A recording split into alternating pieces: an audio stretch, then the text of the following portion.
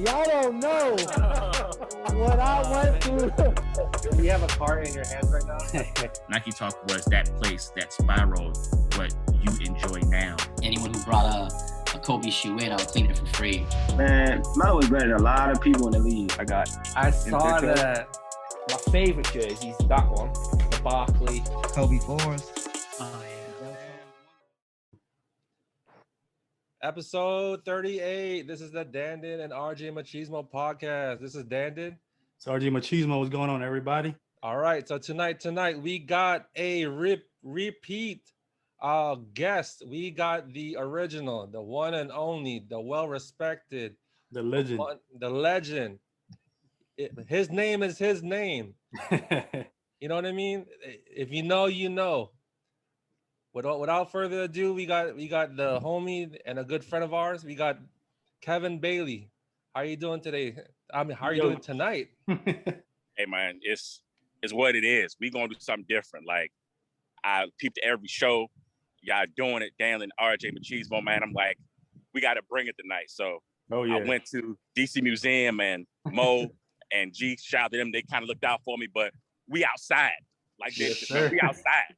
You gotta know Stephen on Kansas Avenue. That's what we doing. It ain't in front of no computer. Ain't no bunch of sneakers behind me. We going hood tonight. We taking this outside. Oh man, yes, I hope you got a battery pack. You got like a chair or something to sit on. Hey man, it's nothing. We gonna do this how we gonna do it. So I'm gonna walk these streets and we gonna just go. Questions you got, but global warming is real right now. It's like 74 degrees on this August day in DC. It is nuts. I got on jeans right now, man. So I put on all white. Man got the all white. The game is jacked up right now. I don't want to curse, but I put on all white tonight. And again, shout out to Mo. Shout out to G at DC Museum. We about to purify the sneaker game tonight, man. We're going to do what we need to do to get this thing right, man, because it's a lot of just foolishness going on, man. So we're taking it back to the streets, taking it back to where it was, and try to get a foundation back, man, before we get shut down again with this doggone virus. Yep. And it's a lot we got to discuss, man. So let's get it in. But in the words of Jada Kiss, we outside. We outside. I'm in Northeast. I ain't behind my computer. I'm outside. So you want to holler at me, man? I'm out here. I stay out here. It's your boy. Sir. I'm back home. Yes, home is home from the 20 live from the 202. Oh man, show the sign. You gotta show the sign, man. Yeah. Yes, sir. Out here, man. So again, man, shout out to y'all, man. Shout out to everybody, man. Like y'all are one of the few out here doing it right, and the growth and progression of what's going on. I'm just proud to be part of it. And let's get it, man. I don't know your format or what we're doing, but it's want to do something untraditional, man, because again, man, I just wanted to bring something different to the table. Absolutely. Y'all know I'm kind of untraditional anyway. So let's get it, man. I'm out here in these streets, man. It feel lovely out here, man. Y'all got me feeling good. I had to get dressed for this occasion, man, because something special. So let's do it. Let's go. All right. So we're gonna roll with me first. So you know, a lot of catching up, but you know, we'll definitely get there, Big Kev. So back in June of this year, New Balance had their first DC inspired release of the 992s. It's called the Discovery colorway. So that was designed by June Sanders from DTLR. So my question to you is, Kevin, how important is that collaboration to the DMV, and what did it mean to you? Man, let me make sure I just take 2 minutes, because Dan, you know me, for over 20 years, I could be very long-winded. Let me be clear and transparent. So first and foremost, a lot of stuff came about with that shoe that kind of brought not only old DC back, but the old sneaker culture back. And people don't understand how thorough and how intuitive and how integral Mr. Sanders is. And to be a part of that release meant a whole lot to me, because I've been in the city since a kid. And I remember going to PG Plaza and Wonder Plaza at Howard, and it never being too much drama getting shoes. And everyone has conformed to this drama and this BS for where the game has gone. So even guys that maybe got 5, 10, 15 years in the game, they conform to what the game has become. And June reversed all of that with the release. And June has been, spitting out New Balances in this area for years now, as far as having their own Maryland colorway and a race car colorway. But the way the game has gotten evolved the past couple of years, it's almost like the stars align, in which he did a DC shoe The colorway was perfect. And the way they did the release, it kind of just showed that once you have the right people in place and the right figures in place, the game can go back to where it was, to where it was about the love. It was about grabbing a sneaker. It was about community. It was about fellowship. And being out there at that location on Rhode Island Avenue, I could just break it down to you. The way I already knew what was going on, and I was kind of a part of it, but I wanted to kind of just show people online and through IG what was going on. But we were out there, 8 o'clock, line, everybody out there chilling. We had our chairs. We conversed about everything from the Wizards to watching the football team to politics. And stores supposed to open up at 11 o'clock. They opened up an hour early. June showed up with his crew, gave people water. He was there to actually greet people, to hand them their shoes, to shake their hand and say, thank you for supporting. Everyone else out there got their shoe. People who wore 13, they were promised their shoe later.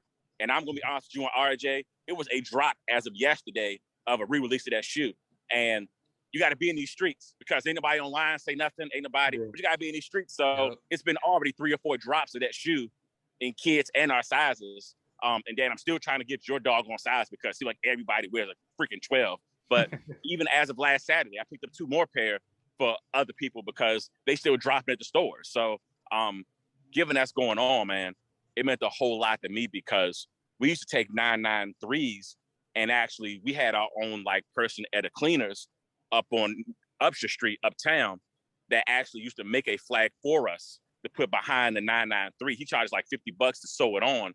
And we used to do that back in the day. So for June to do what he did to have, that 3 stars, 2 stripes in the back of that shoe, and where you crease the shoe the most or where it gets the most damage, it's all black. I mean, it's certain things he did to make sure the shoe's already indestructible as it is, but you can beat it for 992 really, really quickly. And the way that shoe is composed with the colorway and everything, not only represents DC, but it just represents the culture overall. And everything worked out and how the release went. Minnesota Avenue, Rhode Island Avenue, you talking about Montgomery, you talking about Towns, you talking about St. Charles, like everywhere you went, Forestville, you didn't hear one incident. You may have heard some people maybe just getting irate because they just being them, but overall, man, you heard nothing about that release at all as far as any drama, anything. And that's how it's supposed to be. So unfortunately, the shoe did retail at 200, 160 in kids, and usually, because of StockX, GOAT, and whatever, probably got to pay double of that, and that's the game now.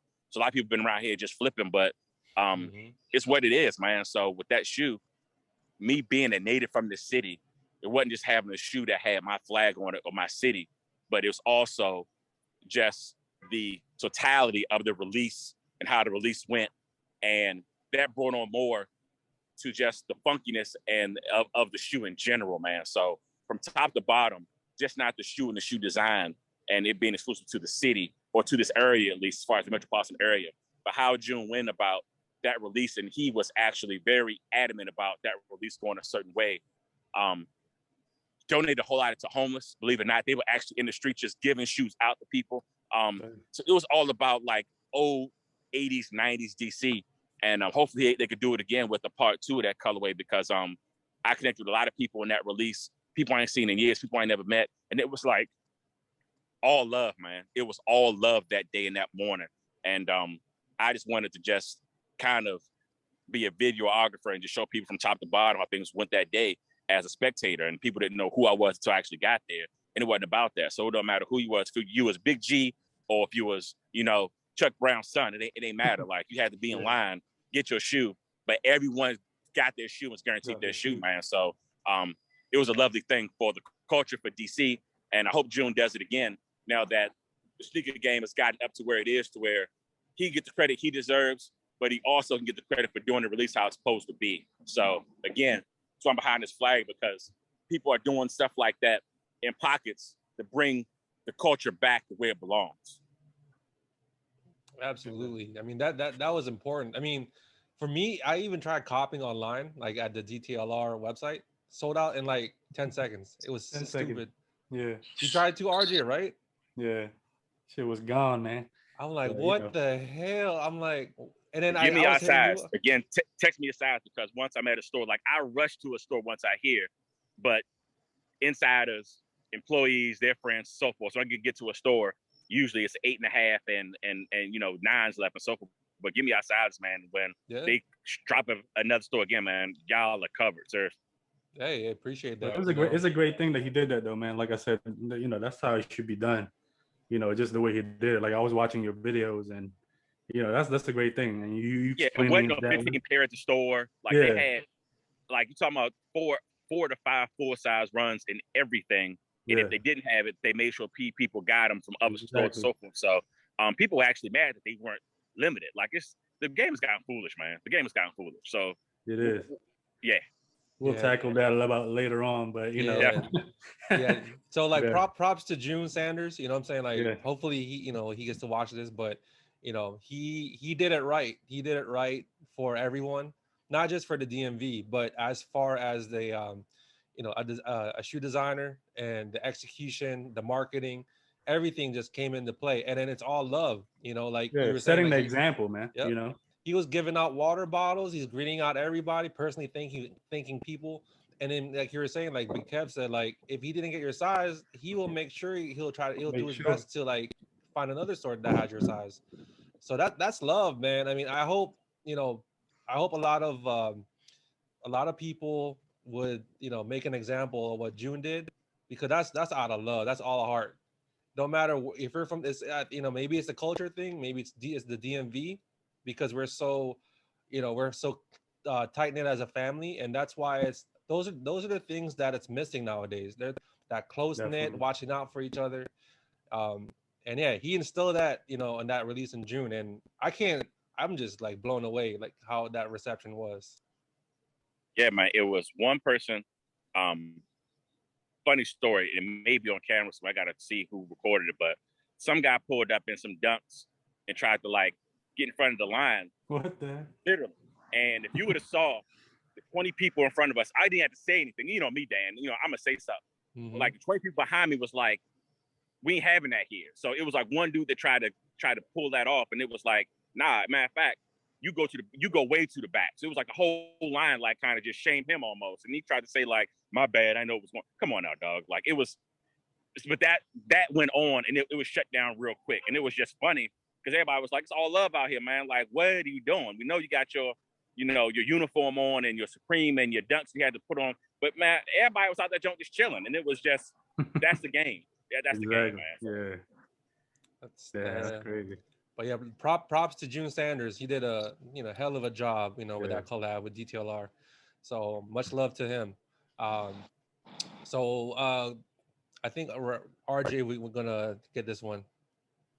Yeah, because Big Kev, man, I wasn't here last year when we did, when we did the podcast. So I want to know this from your opinion, man. Like, being in the 90s, Nike's basketball sneakers, like what made it famous in your opinion? Those classics, those classic basketball sneakers, in your opinion. Honestly, man, you're talking about a company who really encapsulate three main things.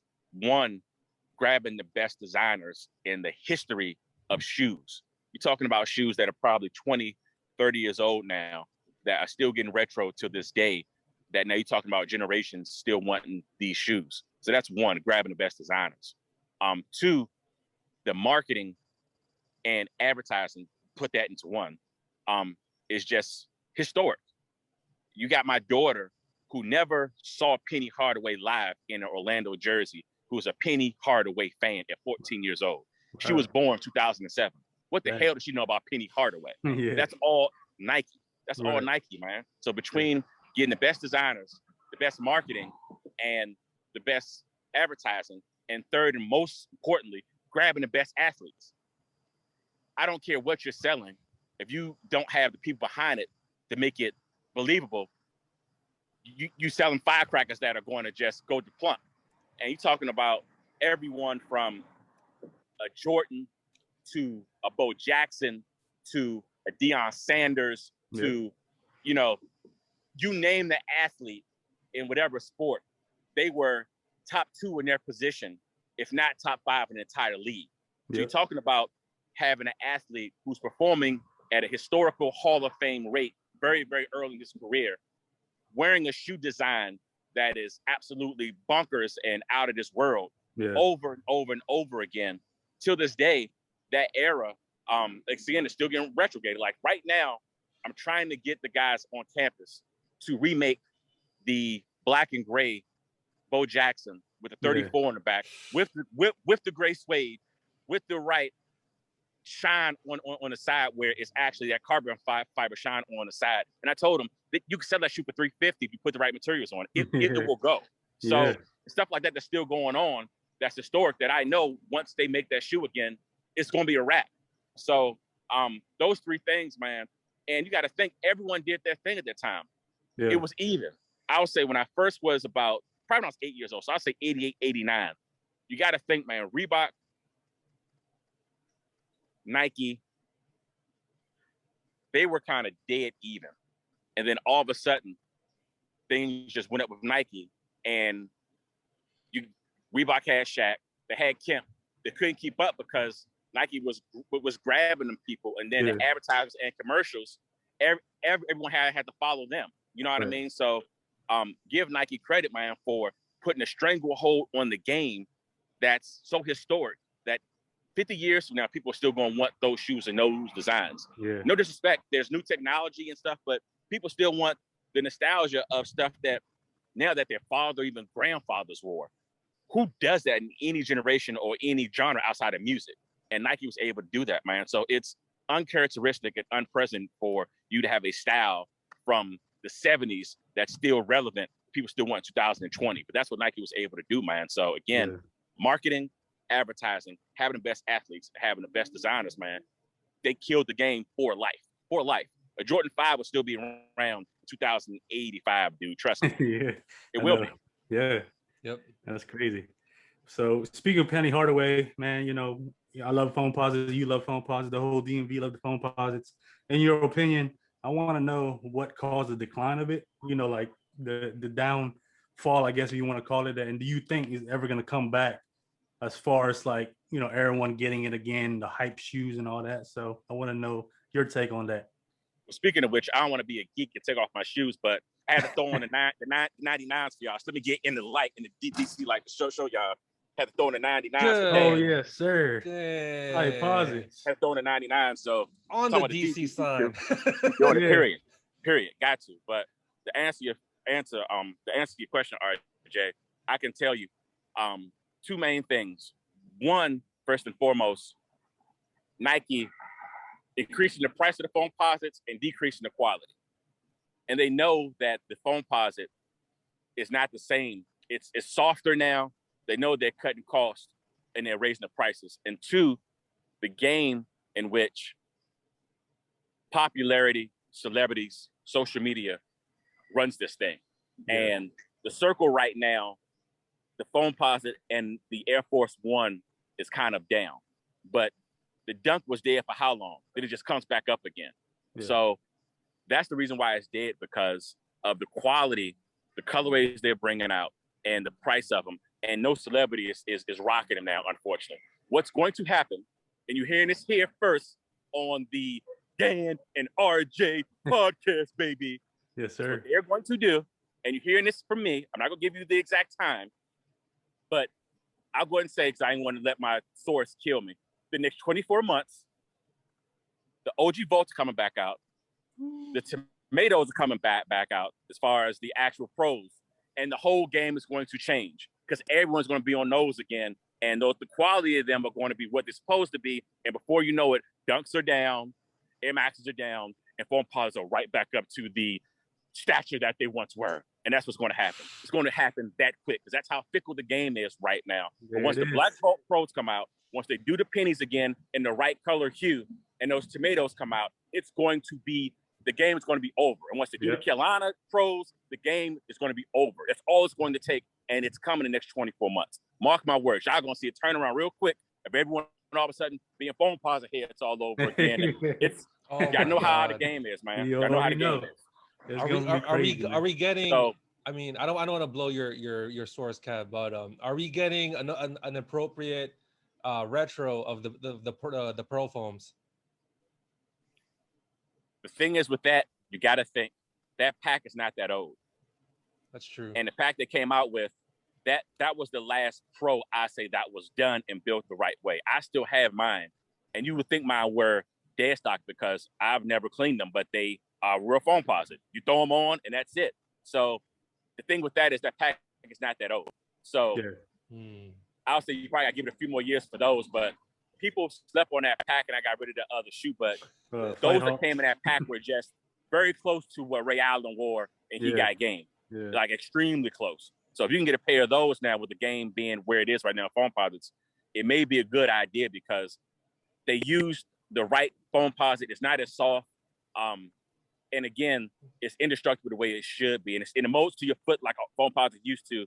So they went old school on that one. I'm not sure because the factory they used or what have you. That's the last one before they started using this real soft stuff in which, you know what I'm saying, you put your fingerprint on it or you put your fingernail on it and it leaves a line. You know what I mean? It's just, it's stupid. Yeah. Wow. So but the pearls are going to be a problem because of just how recent they came out. Yeah. And, you know, the hype of it too. You know what I mean? Like you were saying, like, you know, I think me and you were talking about it too. You know, we knew some point that foam, and me and RJ too, like at some point Foamposites will come back. They're going to come back when people least expect it. And now everyone's going to be a foam head where they're going to start getting all these ridiculous color, you know, all the colorway, the Spider-Man colorway, the Volt colorway that's just sitting. People are going to be like, those are my grails. You know what I mean? Those, and then, you know, the, what is it? Like the fighter jet foams, the Phoenix Sun foams. Yeah, the mirror joints. Mirror joints. What was the last one they did? The one with the multiple, the multi-check ones? With the All-Star joints too. Yeah, All-Star joints. Weights off. Them joints sat down. I mean, they sat in stores too for some reason. DTLR had them joints. Yeah, man, because the Foamposite joints is just, it's like, it's soft. Like, so I'm telling y'all, once the Carolina Pros come out, them Tomato Pros, the OG pennies, and then them Black Vaults, it's going to be a wrap. Yeah. And once the Duckets come out on top of those, it's going to be a wrap all over again. Yeah. So another question for you, Big Kev. You know, we know like the Flightposites came out, you know, with some, you know, okay colorways. They came, you know, they did a pretty bad job with the the printed carbon fiber ones, the one that you know, I have them just to have them, but you have the OGs. So what went wrong with the Flightposit ones? Honestly, I can tell you, and this is with respect to nobody, it reminds me of the music business in which you have people that are in place who don't know a damn thing about music. That's so true. A lot of times you have a lot of people in place who really don't know the ins and outs about the history of a shoe, and they're in position to just say, hey, let's do it. That sounds good. Or that looks good. And you need that enthusiast to be like, hold up in your ear. And Nike is missing that. And who cares when you're just looking at a board and you're seeing these figures and it's nowhere down the line where figures are decreasing. And particularly when they're going to this DTC model, direct to consumer model, it's kind of hard to justify anything when the money is looking right. So who cares about you, Mr. Enthusiast, Mr. Collector, when I got this number here that proved that this shoe still sold at a certain rate. And if it didn't, we still got this amount from an outlet, and this is what we really paid in production costs. So until someone says it's more than about the bottom line, that's going to happen. Every once in a while, you'll see where they'll do something right, and they're like, damn, who was a part of this? Because, and that happens, but you got a lot of guys in the boardroom now making decisions that because of where things are and how they are pocketing and how they're profiting, it's kind of hard to argue them down that they're doing something wrong. And you already know with the game, it's different than that. So it reminds me of music a whole lot, man. Like, just because you sold 3 million copies don't mean that Boom Bop is classic. Nah, it sucked. And because you pushed it and people liked it because it's on the radio every, 5 minutes every hour.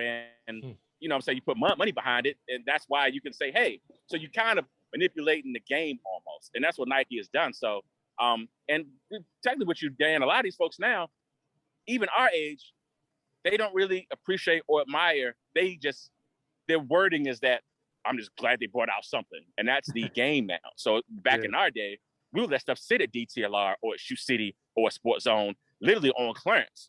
And then that was like the figure saying, okay, fine, we got to do this thing the right way because these shoes sat. Yeah. Now the game is people are just so pressed of being somebody and buying everything. They don't let things just sit to prove a point. We got enough power in the game as consumers, but we don't utilize that power. And that's been lost. So hopefully that will come back. It's going to take a generation of folks to be like, nah, man, this is some garbage and we ain't going to buy this no more. And that's going to wake people up when those numbers start looking a little funny. But until then, it's what it is. Yeah. Yeah, like they came out with those with the Royal Flightposite ones, right? I mean, it was a nice concept, but the execution of the sneaker was terrible. Like, like Kev was saying, like I was talking to Kevin about it. Like the shape of the Flightposite is way off. Way off, man. Yep. The hue of the color is whack too.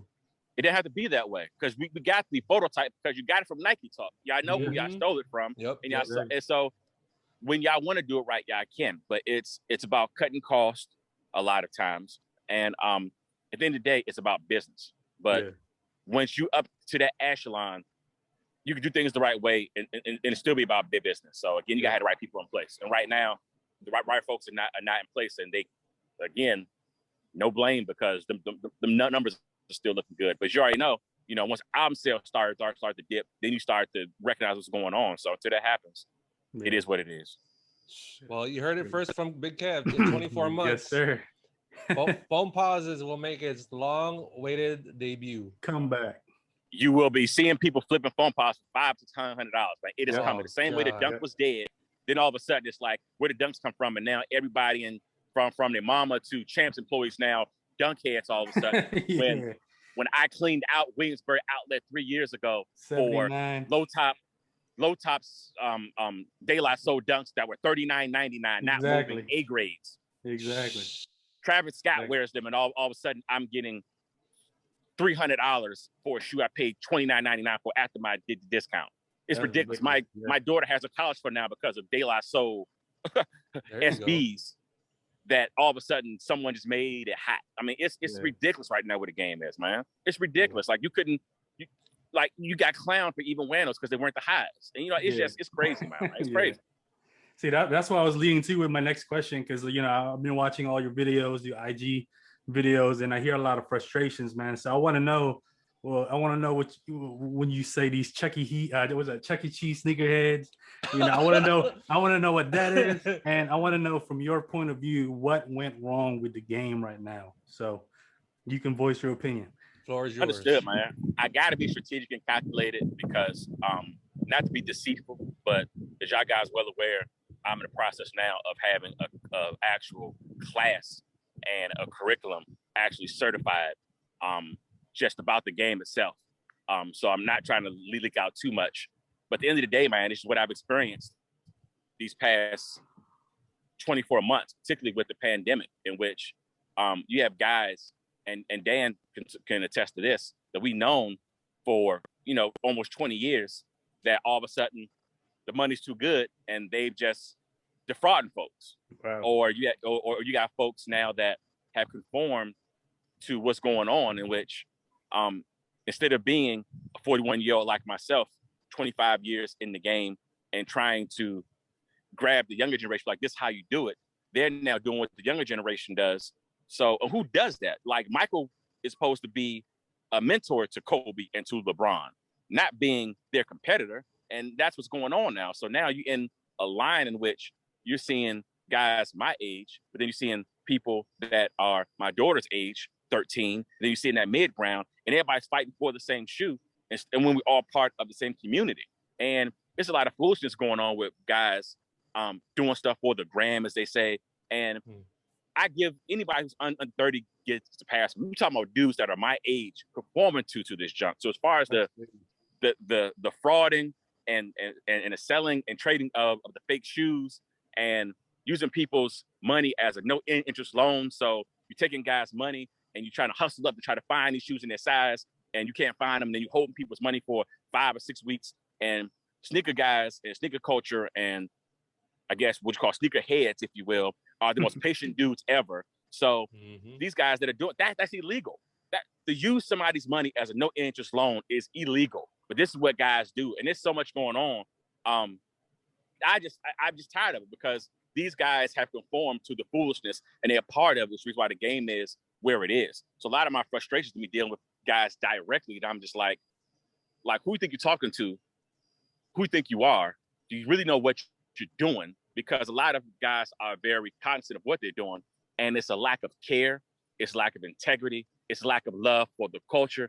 And as you guys know, man, it spreads. it's on, I hate to say it, but it's almost like the COVID-19 virus. It just spreads. That's what the game has become right now. Exactly. So I should not be a damn dinosaur when all you have to do is be honest, be integral, and me being the man of faith that I am, that's to come back in abundance when you do people the right way. And we are just in a wicked ass world right now. Excuse my French. And the sneaker game has become that. So I think music sometimes in the sneaker game and sneaker culture reflects the illness of the world, man. So what artist, what MC, what executive is going to bring that back? So that's why I shout out to June saying this is trained. You know what? Let me make an example. Hopefully this will spring off somebody else doing things the right way. But it's just not, it's frustration to me just dealing with what I deal with every day. So I feel like I'm a dinosaur, man. I'm like, how does this happen within the matter of a few years? You know what I mean? So everything is about greed. Everything's about gain.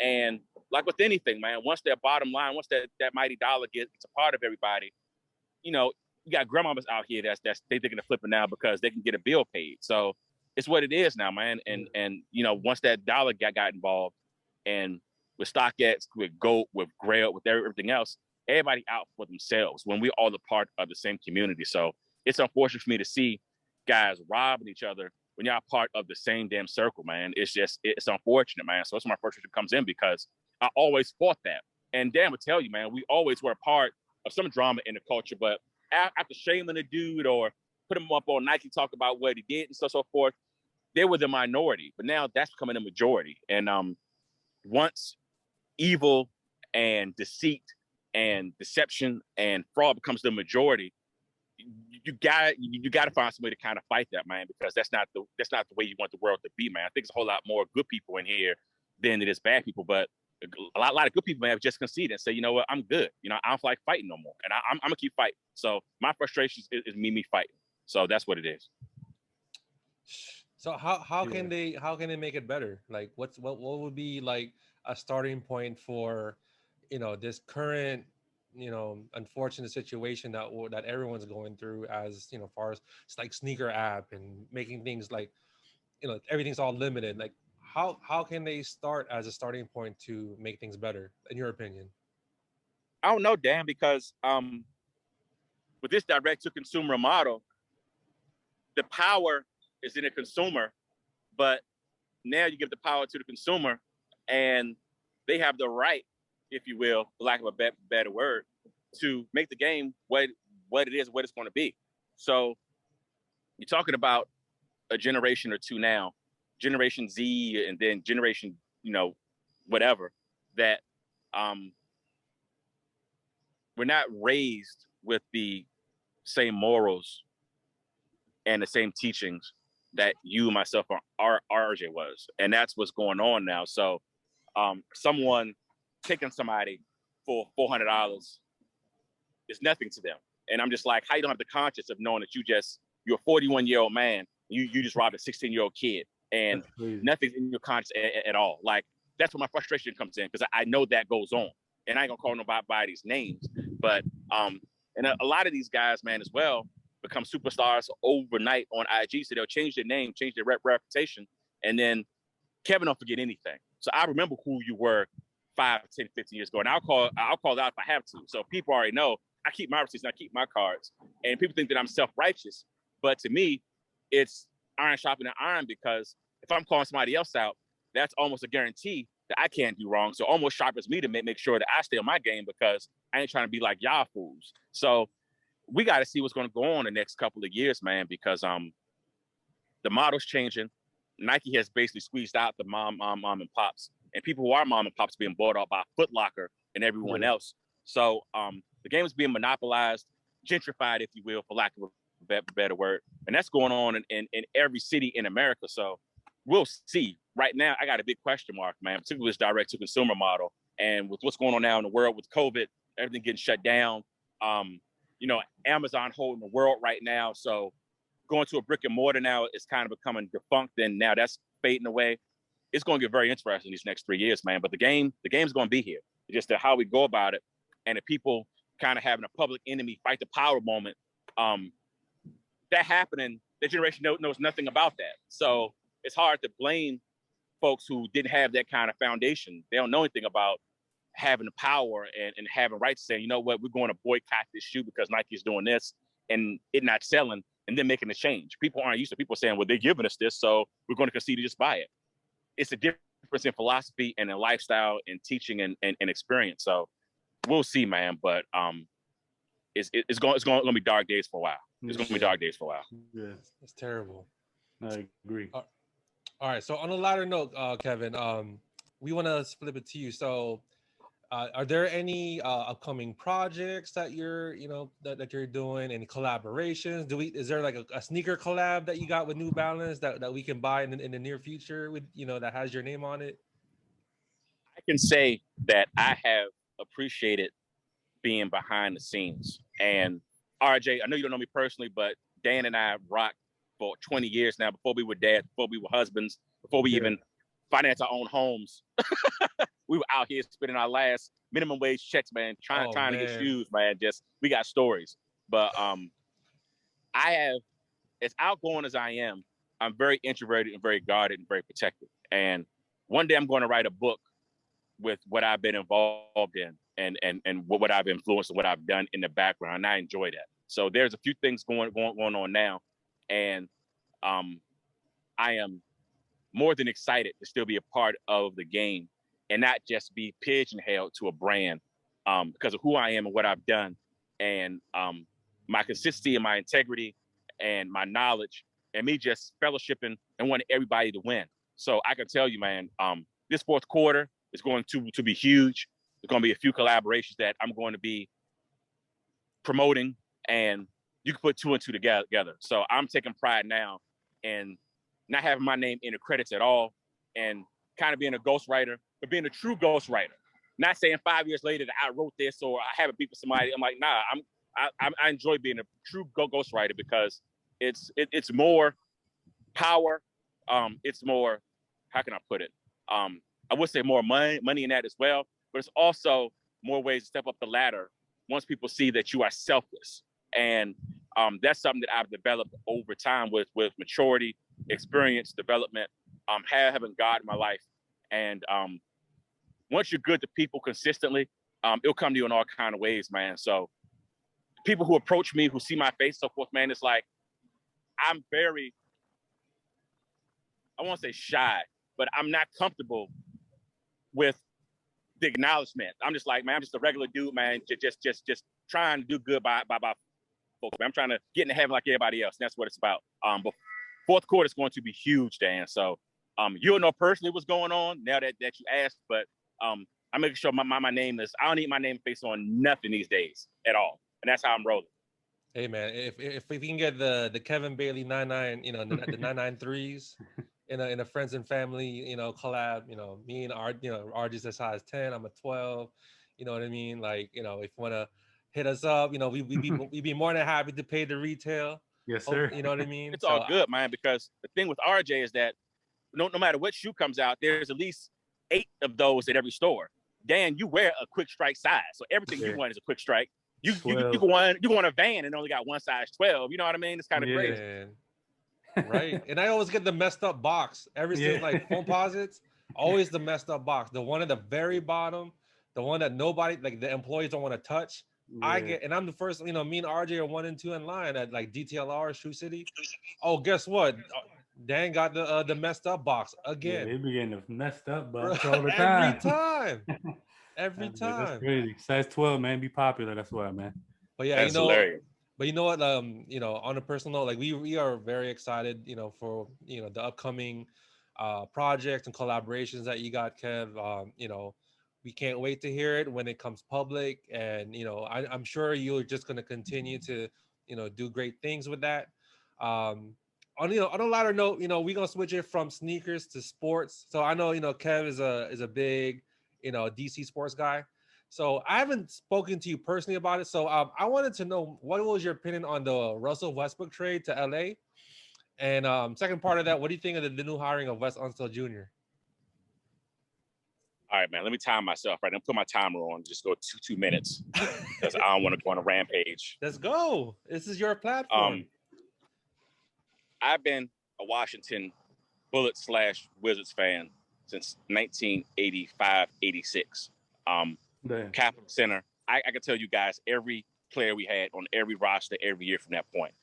And to trade a guy that we drafted first overall, did a 10-year bid for us, and a guy we got in return to have the season that he had, and we only got to enjoy that for one season, is highway robbery.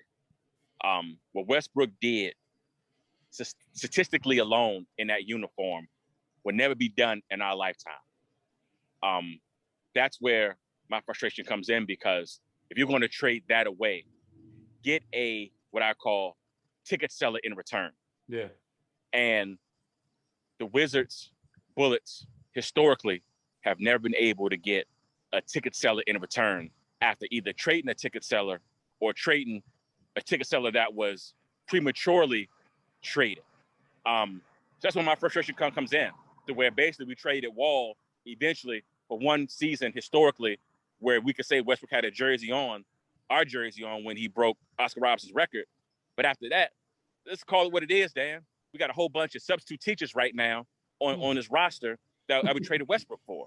And let's not forget, man, we're the franchise that traded for Wagner and a couple other guys to give the Lakers enough cap space to sign LeBron. So we did that a couple years ago. We were the ones that took on those few players that they had to get rid of for those salaries that didn't work out for us at all. And then we helped them again by trading Westbrook. And no disrespect to Kuzma, like, those guys are guys. Don't get it twisted. But we need a superstar in replacement of Westbrook, because I think Bill is a great, I call him a 1.5. And there's nothing wrong with that. Paul George thinks a 1.5. A lot of guys in this league are 1.5. If Bill wants to be that one, like we see Steph, or we see a Dame, or we see a LeBron, this season is going to be that season. I'm not sure, no matter how much he averages, if he's about that life. It's going to be about it. Now we will see. And that's no disrespect to Bill whatsoever. I know how he's developed and so forth, but if he's going to be a number one, this would be that year. If that happens, then trading Westbrook makes sense. I don't hear about flexibility. I don't hear about salary cap, because it means nothing when you can't bring anyone to the city. And then when we do trade for someone, they leave. Like, I'm tired of us being so mediocre in that regard. Just go ahead, do what you got to do to get a top 3 pick for the next couple of years, or make sure you can get a Durant or a Damian Lillard, which we can't. So how we keep on flooding with this team where we're always going to be, at least at best, go to the second round, I'm done with those days. People like Phoenix, people like Charlotte now have shown you how to build a franchise. And there's no reason why a Lamar Ball or a LaMelo Ball shouldn't be in a Wizards uniform if we did things the right way. I'm sorry. Like, you couldn't got a lot more for John Wall if eventually what you're going to do is have Westbrook for a season, and then Harrell and Kuzma and people around the city talking about, well, that's not the moves we want to make. We might not keep them guys. What are we going to do? These aren't high level or high demand guys. So what we're going to do, we're going to get substitute teachers for more substitute teachers. That's what we do, man. So it's given that, man, I'm happy about Westbrook in the season he had here, but it's unfortunate to see a guy with the numbers he had in February, March, and April alone, us basically just barely get to the playoffs as the play-in team, and then we got this trade. So as far as Wes Unseld Jr., man, I wish him the best. I think he has a team that's going to be coachable, but Bill's going to have to be that number one, and this is going to be the season where we're going to see peace about that life. That's a lot of I don't want to say it's a lot of it's a big shoes to fill in, because he wanted it. It wasn't his fault that Wall was traded because he was injury prone. It was unfortunate. Now he has what we got Spencer Dinwiddie. Yeah, I call him. Who's again coming off of injury, so he's not coming off a career year. He's coming off an ACL injury. So this is what the Wizards do. So no disrespect, I know, because of technology and healthcare and advancement of all of that, this injury is kind of common. But given our history, look at Gilbert. Look at Bernard King. Look at our history when it comes to guys that we acquire who are previously injured. It's not good. It's not. Nope. Thankfully, we ain't pay him that much. Now 3 years, $60 million is equivalent to a 3-year, $10 million contract back in the 90s. So that's a very movable contract. But we'll see, because the word is around, as I told Dan flat out. Here's another thing I'm gonna let out to this podcast only. I do this for Dan. I do this for RJ only. Bill wants to be a Celtic because he wants to play with a St. Louis homeboy. So if you hear Bill get traded at the trade deadline or before the All-Star break, and we end up making a move with the Celtics, who do have the assets that we need. They do have a Jaylen Brown. They do have picks. You heard it here first. He wants to play with Tatum. Man. That's another super team right there in the middle. Yeah. That would be a beast right there. From the Lou too. Yeah. And Bill wants to play with Tatum. Yeah. So see, my thing is with Dinwiddie, he's gonna be like a Ramon Sessions 2.0. Ramon Sessions. You know what I mean? Not because they look alike, because they light skin and they got a sharp goatee. You know, RJ Live, they look the same. Yeah, they do. They got this. Honestly, I mean, maybe Ramon Sessions may be a little bit shorter. Maybe I don't watch too much Spencer Dinwiddie highlights. They just shoot the same, man. They pass the same. He may be motivated because he's saying to himself, Brooklyn created that team, and everyone's predicting him to at least go to the Eastern Conference Finals, at least. And he was a part of that team before all those acquisitions, and they get rid of him. I'm hoping he used that as ammunition to do something for us this year. So, given we got a new coach and he has been praised by everyone around the league, I'm waiting for Sam Cassell to get a job myself. So I think he's a guy that deserves the opportunity as well. But we'll see. Again, me being a hometown dude, I stick with the home teams.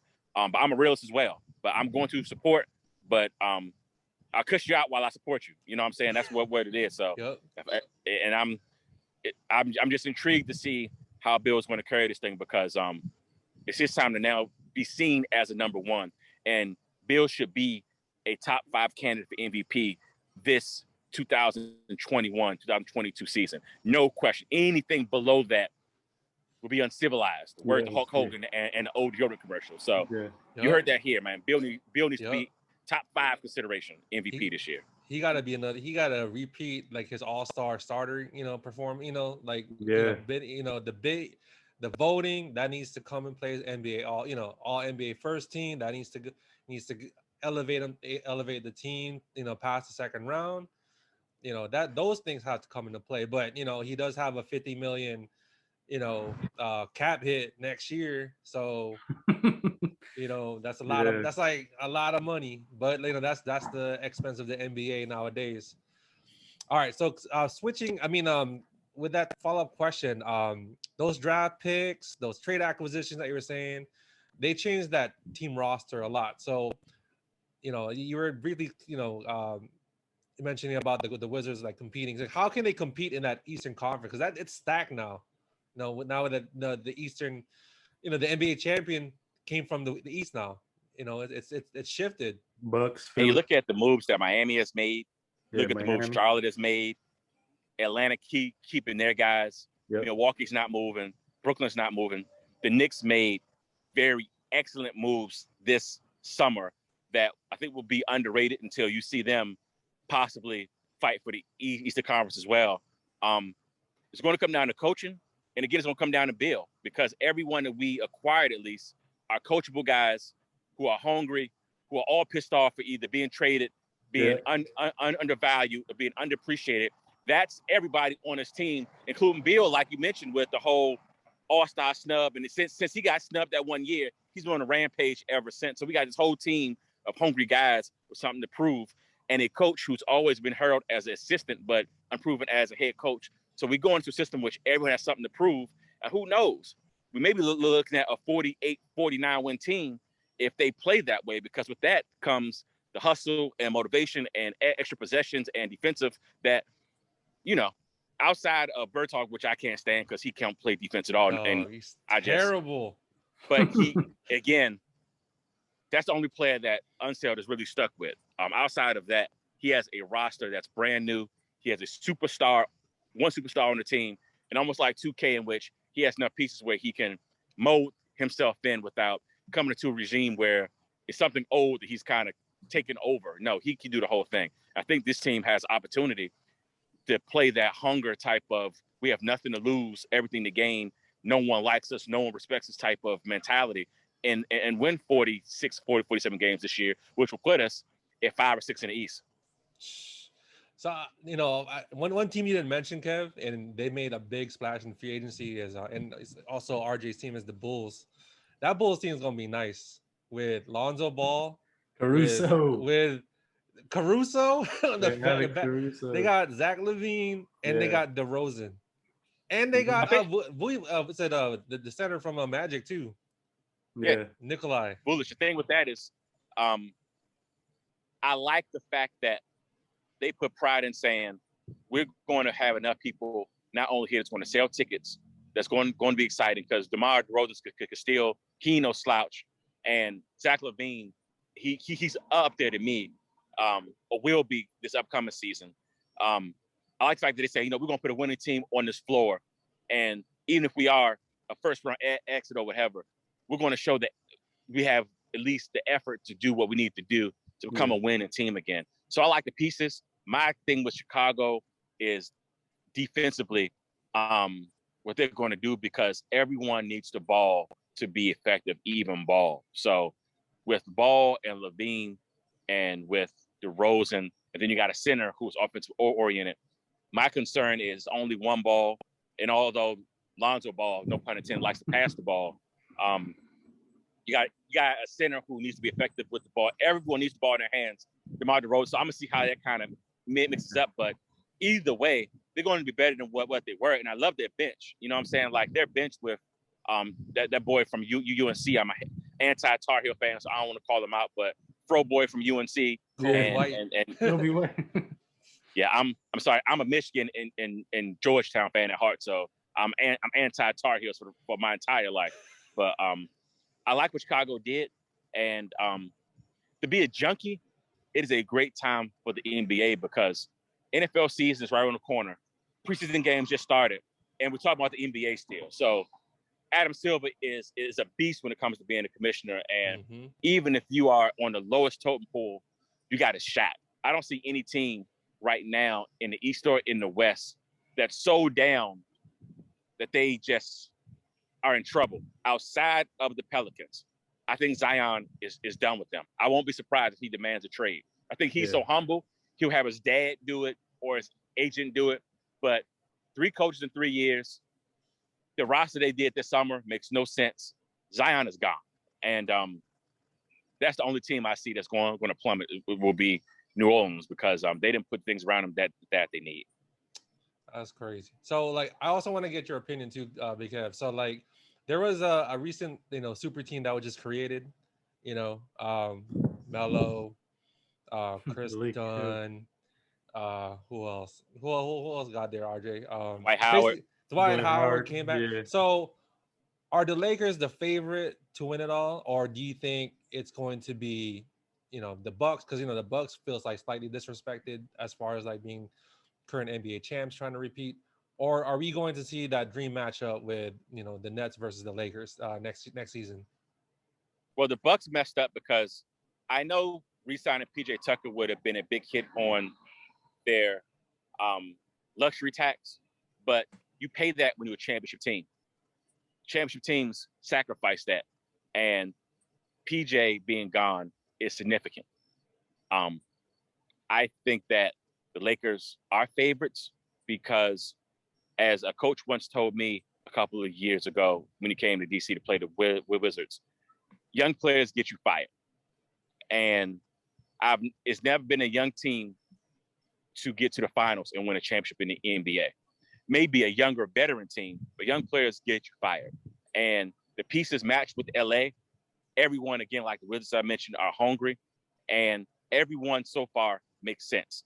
Them picking up Dwight Howard is, I think, the most important acquisition this summer. And you can't underestimate that he has redefined his game.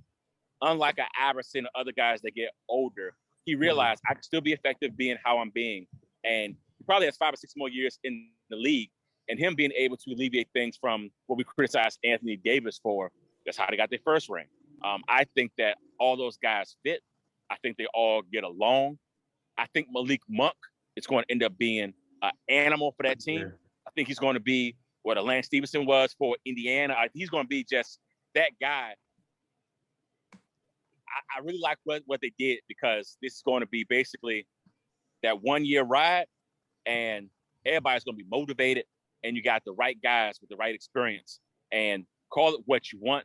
But there's no team that won an NBA championship with a whole bunch of young fools.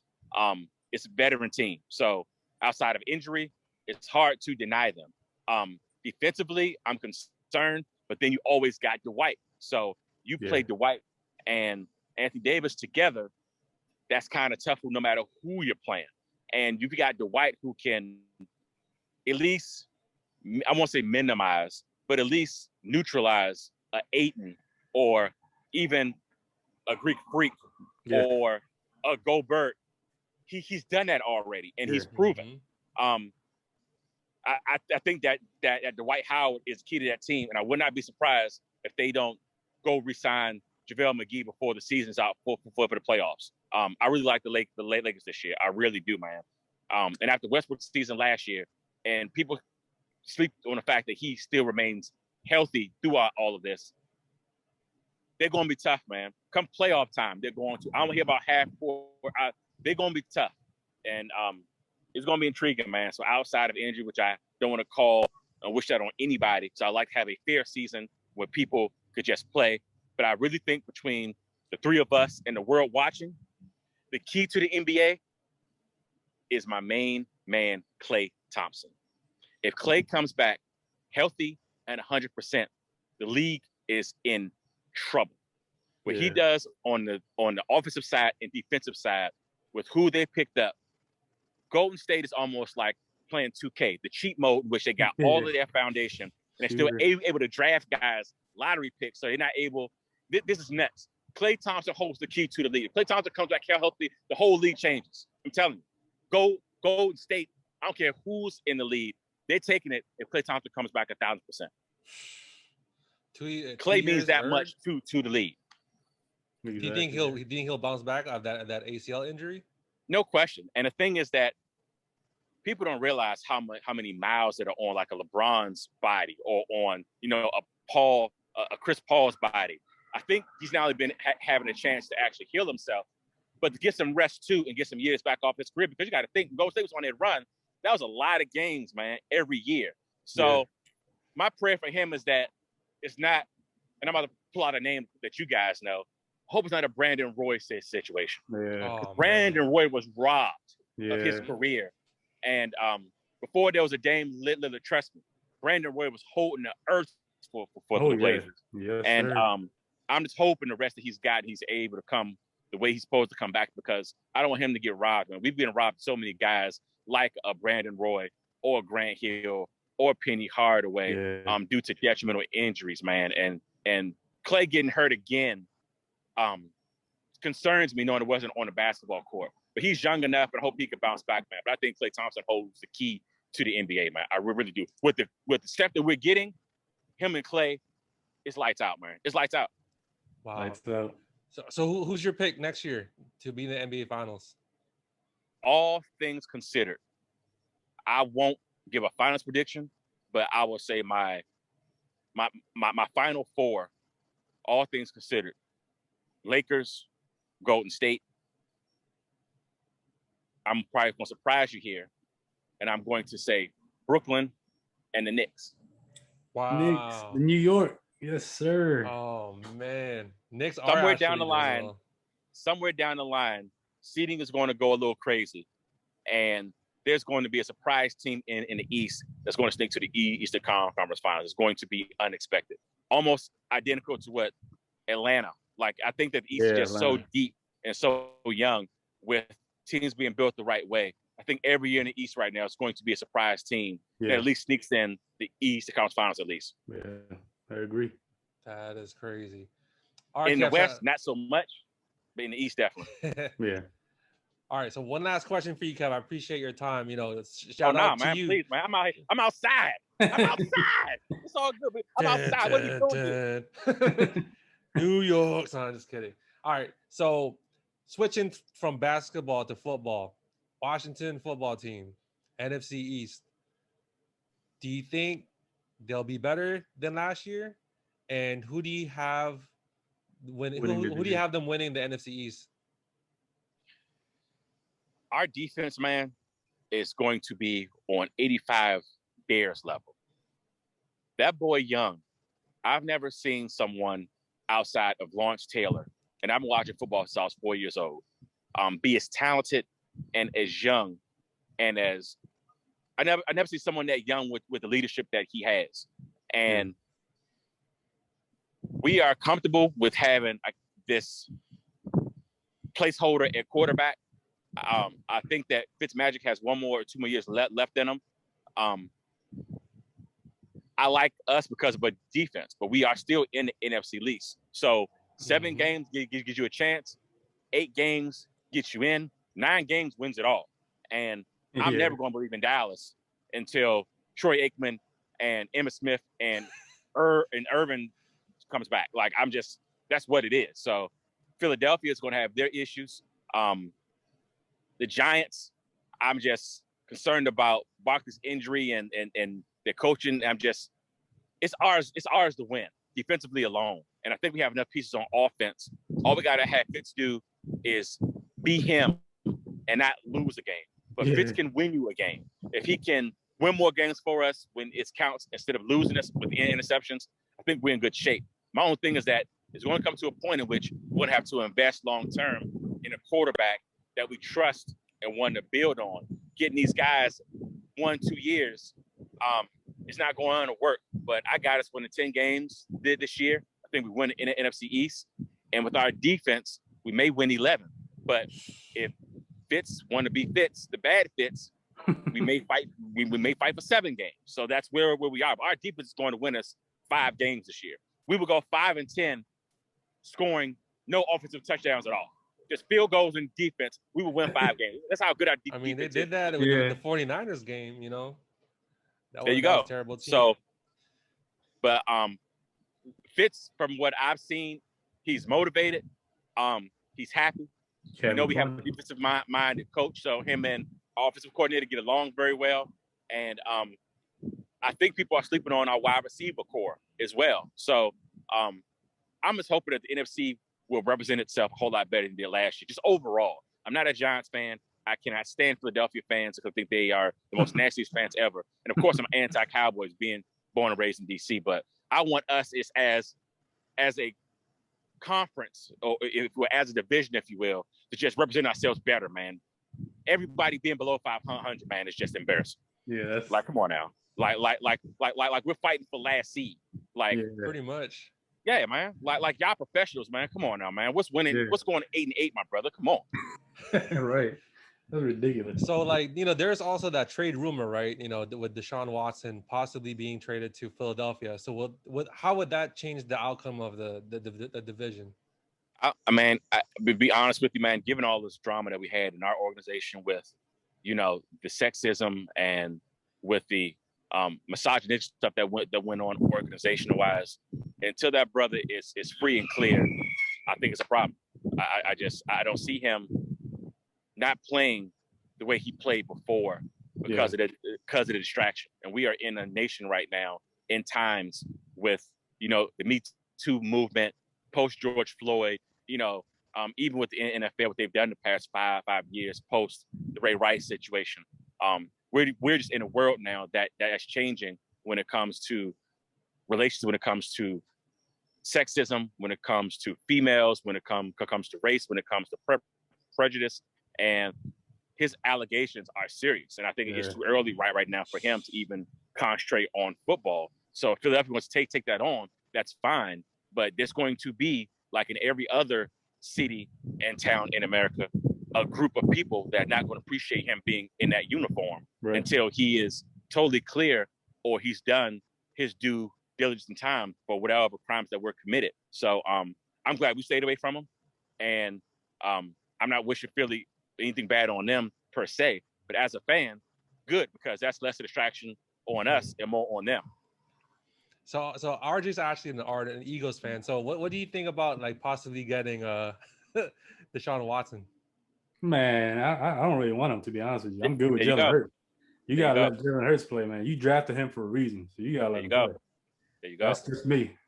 And not only that, man, but RJ, I saw, and me not even being a fan, me just watching the game, I saw how enthused his offensive line and players were once he got in the game. Oh, yeah. No disrespect to Wentz or anyone else, but I saw, maybe he had his deficiencies as far as but I saw how motivated his teammates were when he got in the game. And that lets me know alone, he got some leadership qualities about him that his team is behind him at least. Exactly. That's worth something.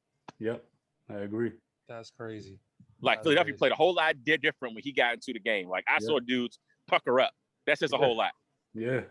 Even when Nick Foles is in there, you know, there you go. There's something about it. You know, it's just something wrong with Wentz, to be honest with you. I mean, he's good and everything, but it's something wrong with his leadership. So, you know, leave it at that. And the thing is with that, man, NFL, man, that position is not a position which you could say where the wide receiver got it or the running back got it. That's a position in which you got to have that quality, man, for you to be a Super Bowl contending team.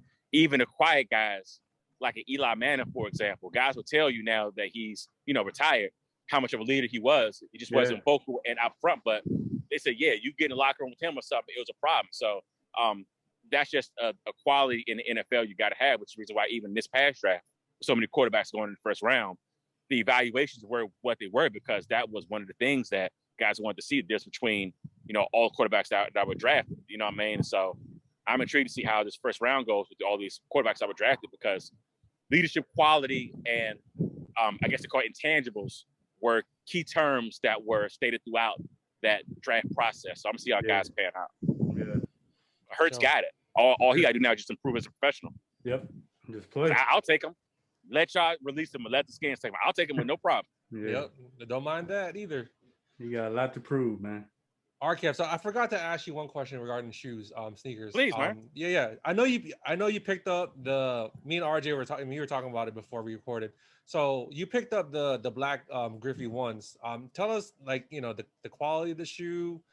Because, you know, like RJ was telling me, like he had an opportunity to get them at finish line.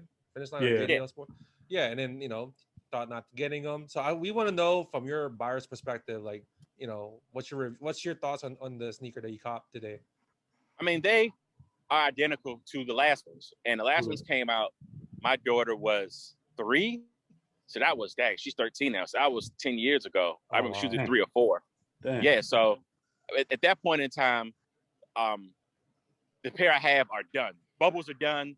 The black is turning white on the side. So at that point, it's really all about nostalgia, because I'm going to wear them out anyway. And that colorway is one of my favorite colorways. And now we're in the game now that shoe restoration is big business too. So you hooked me up with the Leary and getting them repainted and so forth. But being able to walk into the store, old school, pick them up, see them, and be like, you know, I've been wanting these for a while. I get them for retail, plus my little $20 off at finish line on my little points. To me, it was an old school win, because me being responsible now, I always, since we know releases are usually 6 months in advance, I have my board now of wants, and that was my top 3 want of the year.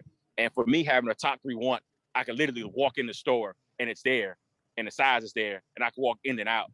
It was just one of the moments. So that shoe, I know the white on the sides is going to peel anyway, because even if you walk in them, because that midsole is so squishy, the paint just cracks anyway. That's just the design of the shoe. So with that being said, I'll have Lurie repaint them, or I'll buy another pair. Or, you know me, Dan, we're at the point now, we have salaries now. I can get rid of that shoe for probably $50-$60 use, put that into a new pair, and just, that's what I'll do, man. This is one of my top favorite shoes of all time. So that's where I'm at with it. This wasn't the shoe I was really concerned about the quality, unless they really went cheap on the suede or nubuck, and they didn't. So they conquered to the last retro. But if you ever had an original or first, you know, string or first release of anything, you're never going to get that feeling again. Like, I don't care if you had the first Jordan 4 in 88, 89, or if you had the first Bobo Jacksons that came, like, wherever you had the first stuff, all you could do is go for nostalgia and maybe make it again, because you're never going to get that quality again. Even with how they make materials now in this day and age. So a lot of people don't understand that a lot of things are about just the materials, and materials that were made back then for the price that it was made is just different. So leather now is just different than what it was back in the 90s. So trying to get that stuff back is extremely expensive. If someone's going to pay $400 for a Bo Jackson, no. So Nike has to kind of put that into consideration. You know, how much can you put into materials being premium without taxing someone to know they're not going to move for a retail price? So, but these grippies, man, they all that to me, and that's what it's all about. It ain't about Instagram or all of a sudden they flip for 500 or a celebrity wearing them. No, this shoe was on my top 3, and I've been waiting for them, and people knew I've been waiting for them because, like I said, I wore my last ones until literally I couldn't wear them anymore. So I'm happy with them, but it's more about nostalgia and the quality on them. I mean, the paint is cheap on the mid, so it will still some white spots. All the shit should be black. That kind of stuff, man, I'll let it ride because I'm wearing them. And again, man, I was blessed to just walk into a store, no drama, no lines, no going to StockX, or no going to GOAT, or no going to offer up to see who has it around here for at least $100 over retail. I was happy to just go in, go out, get a phone call, say, hey, Kev, man, your top 3 is here. Come grab it, and be in and out.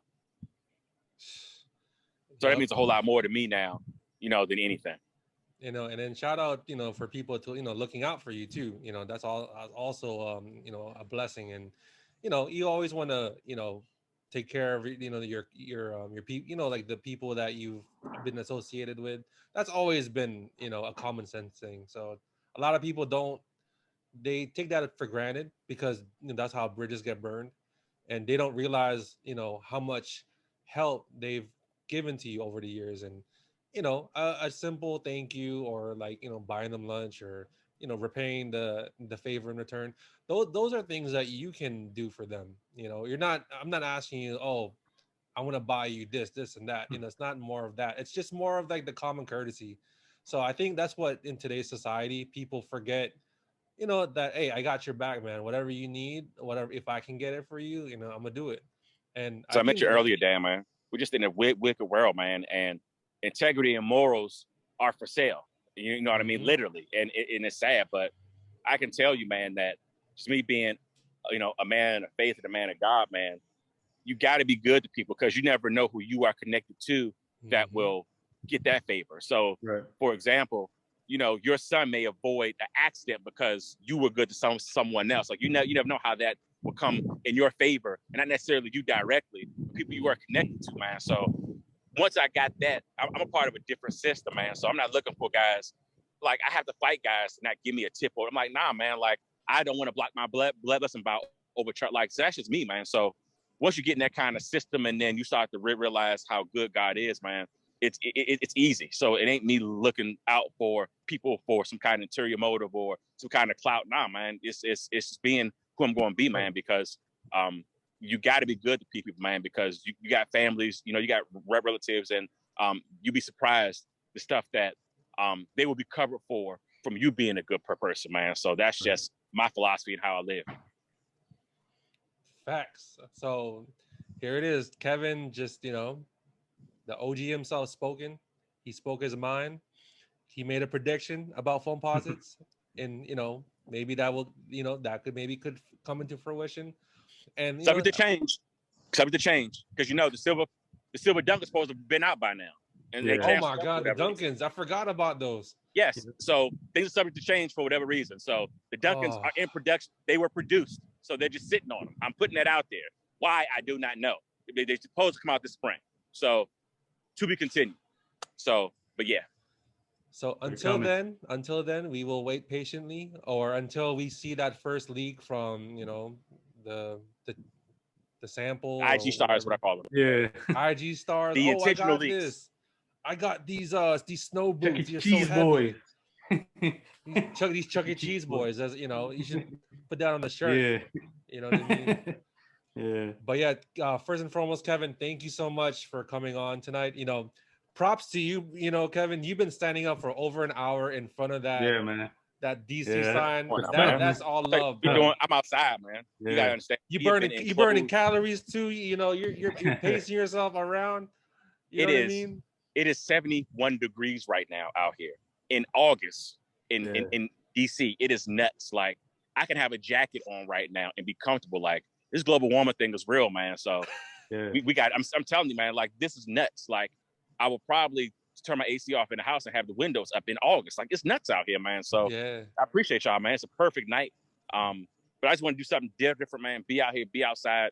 I'm just so fortunate that I don't have to have a mask on and just be out here and be distanced and talk to y'all, man. And y'all doing the right thing, man. I appreciate y'all growth and y'all development. And I know when y'all get on ESPN and on Fox, I'll be like, I knew those guys. Y'all gonna forget about me, the little people. I'm looking forward to it. And RJ, like, you know, I'm looking forward to getting up with y'all, man, once things get clear and we're totally safe. I'm looking forward to, man, to getting up with y'all, man, and connecting definitely. Because things have been virtual and distance now for over a year and a half. You know what I mean? With nuts. So we're making the best out of things. I'm glad we got the technology that we can do something like this, man. But props to y'all, man, because y'all doing it the right way. So props to y'all, man. Hey, and props to you, man. Like, you know, I appreciate the knowledge that you dropped into me, man. So I appreciate that too, man. So yeah, and you know, like I said, I've known Kevin over 20 years. You know, one of my closest and oldest friends. You know, he's still the same person to this day. You know, life changed. We, like he was saying, before we had kids, mortgages, and paid off cars, and all the sneakers that you can think of. You know, we all had the same passion, man, which is sports, sports, sneakers, and life. Those are the things that surrounded us, and that's what gravitated us, and that was kept us humble. So I also want to just say thank you, Big Cat, for the friendship. Hopefully, like I said, when this world is back to normal, I don't know when. It's terrible right now, but we definitely want to link up with you in person, give you a real dap. You know what I mean? Right. I would like to chop it up with you in person. Sitting down too. You don't have to stand up for an hour, because it's nothing, man. Trust me. I got these flight pilots on, and they trust me. These 99s, they ain't going nowhere. These are, sheesh. Like I said, me standing here, like I got on, you know what I'm saying, the no disrespect to you, but I don't got on the last carbon joints where my feet were probably blistering right now. So it's all good. Yeah. But I know size 12, size 10, RJ, we get a chance, man, just text me or email me your address as well. So that's cool, man. Again, when stuff comes my way, man, I got too much of this, man. I just kind of just give the stuff away. So as long as I got just ask, man, you cover. But I look up for other kids too. So you got kids, let me get this out as well. Yeah. I mean, them first, I mean, especially the kids that need the sneakers, they need to be prioritized. So, just definitely look out for them before you look out for us. So, we understand that's it's first and foremost all about the kids.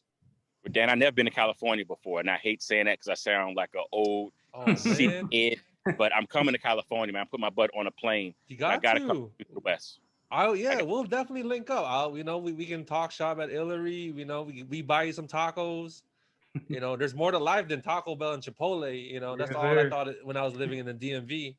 Oh my God, your mind will be mind blown with the culture and the diversity, and the sneaker game is kind of different here. That's why I still keep it real. There's certain things you just have to observe and just absorb, but you'll know it for sure if it's real or not, as far as like people and the way people act. So definitely would like more than welcome to visit, show you around. Yeah, man. I mean, definitely gonna, hopefully, like I said, when this world is like normal and it's functional and we don't have to wear masks anymore, I don't know when will that be, but yeah, hopefully soon. And because I've been wanting to go back home too, I just can't. Understood. And it's, again, man, it's better to stay safe. That's all. And the loss I've endured alone, just know that this virus is real, and I'll leave it at that, man. So y'all stay safe, man. But it has been a challenge emotionally, psychologically, mentally, with the amount of loss in my family that's COVID related alone. So anything y'all can do to stay safe, you got definitely my full support, definitely. Yeah, of course. And for the people that have been affected, with COVID, and people that are grieving, we also, our thoughts and prayers to everyone that's affected with that. So always keep that in mind, that we always think, we're always thinking of you guys. So whoever's listening right now, or that needs like prayers and thoughts, we'll always keep you guys close to our hearts. So we appreciate it. No problem. With Dan, one thing you didn't do, we got to have a part 3. Because when we first talked about me getting back on, you told me I was going to be asked some challenging questions. So I hope in part 3, I could throw shots like AI. Because there are some celebrities, some questions I know you and RJ got that you probably holding on to. So we got to have a part 3. So we got some ammunition, man. Yeah, we definitely got to do a part 3. You talking about practice? You talking about practice? You talking about practice? Yeah.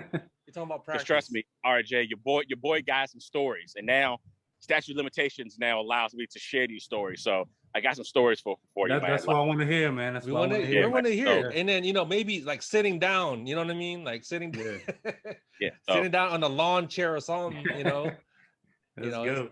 We want to hear the story. So yeah, we definitely gonna bring you on. You have so much story, so much content, so much advice. Especially not just for us, but for everyone that's listening out right now. There's wisdom, man. That's a lot of wisdom, man. Like it's not. We're all just embracing it. We're always learning something new every day. That's always like a growing factor for all of us. Especially that if they want to like better themselves, to be it's not just about sneakers, man. It's just like life in general. These life stories and trials and tribulations. That makes you stronger, and definitely, makes you a better person too. But we all the tribe, man. I take no credit at all, man. I always say that iron sharpens iron. So it wasn't for the people that are over me that I'm accountable to. So one thing I have learned in my adult life that I would say that authority is delegated, meaning that we are all the tribe. So anything that you think that you're getting out of me is someone else who embraced me and instilled that in me. So positivity can be spread as easily as negativity as well. And I'm all about spreading the positivity and the love, man. So that's all it is, man. Yep.